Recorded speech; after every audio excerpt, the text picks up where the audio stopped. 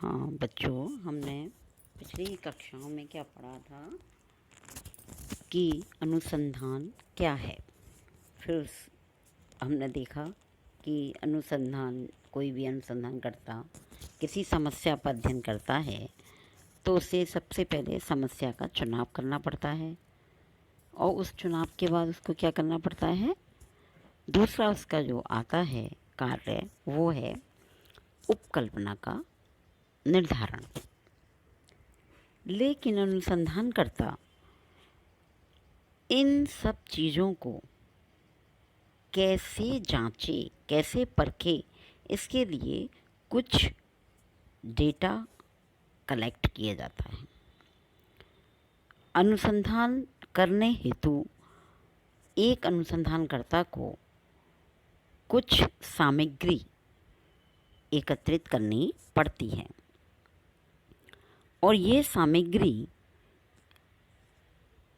कहीं व्यर्थ में एकत्रित ना हो जाए, बहुत ज़्यादा ढेर ना लग जाए, इसके लिए कुछ हमारे पास उपकरण होते हैं, प्रविधियाँ होती हैं, मेथड्स होते हैं, उनकी सहायता से हम इनको एकत्रित करते हैं। वैज्ञानिक शोध के लिए इन तथ्यों का विश्वसनीय होना भी क्या है, अति आवश्यक है। और इसी आवश्यक होने के कारण उसमें विश्वसनीयता को बनाए रखना भी एक शोधकर्ता के लिए महत्वपूर्ण बात होती है। और एक शोधकर्ता उसकी विश्वसनीयता बनाए रखे, उसके लिए उसे वस्तुनिष्ठता के साथ तथ्यों का या सामग्रियों का एकत्रीकरण करना पड़ता है। कहने का तात्पर्य है कि शोध के लिए विश्वसनीय तथ्यों या सामग्रियों का होना नितांत आवश्यक है। तो हम सबसे पहले अब क्या देखेंगे कि तथ्य का अर्थ क्या है, या हम दूसरे शब्दों के सामग्री का अर्थ। तथ्य संकलन के लिए शोधकर्ता में अवलोकन की चेतना का होना आवश्यक है। यद्यपि यह सही है कि तथ्यों के अंतर्गत सूचनादाताओं से विभिन्न प्रविधियों की सहायता से प्राप्त सभी प्रकार की सूचनाएं आती हैं। तथ्यों के अंतर्गत उन बातों या सूचनाओं को सम्मिलित किया जाता है जो अवलोकन के योग्य हों और जिन्हें लिखित रूप में रखा जा सकता हो।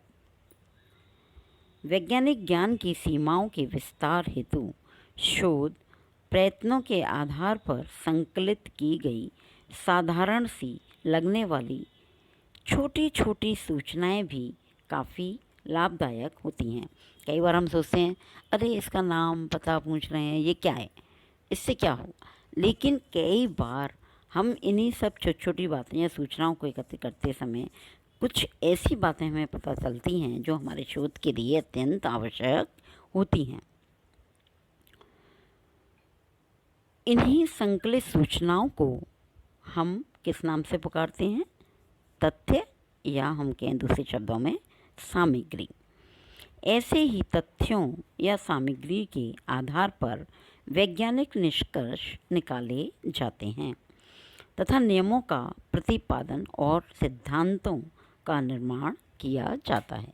यानी उपकल्पना जो हमने बनाई, उसके उपकल्पना को जांचने के लिए तथ्य या सामग्रियों का इकट्ठा किया, और जब हमने उसकी जांच की तो उसके आधार पर हम क्या बनाएंगे, इन तथ्य या सामग्रियों के आधार पर एक नियम बना लेते हैं या एक सिद्धांत का निर्माण होता है कि इन प्रकार की घटनाओं के लिए अगर हम अध्ययन करेंगे तो इस सिद्धांत के अनुसार हमारे जो है रिज़ल्ट ये इस प्रकार के होने चाहिए या होते हैं।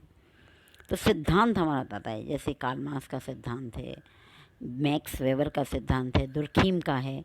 तो ये सारे जो सिद्धांत हुए हैं, ये इन्होंने अपनी रिसर्च के माध्यम से इनको प्रतिपादित किया है।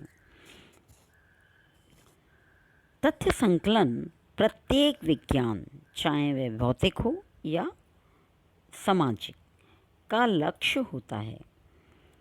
व्यवस्थित रूप में संकलित तथ्यों के आधार पर ही वैज्ञानिक नियमों का प्रतिपादन किया जाता है। तथ्य संकलन से ही घटनाओं के कार्य कारण संबंध को जाना जा सकता है। किसी भी घटना के पीछे क्या कारण थे, या ये घटना क्यों घटित हुई, या इसके पीछे क्या कारण हो सकते हैं, इसका उससे क्या संबंध है घटना का कारणों से, ये तथ्य संकलन के द्वारा ही क्या होता है, एक व्यवस्थित ढंग से हम उसे प्रतिपादित कर पाते हैं या स्थापित कर पाते हैं।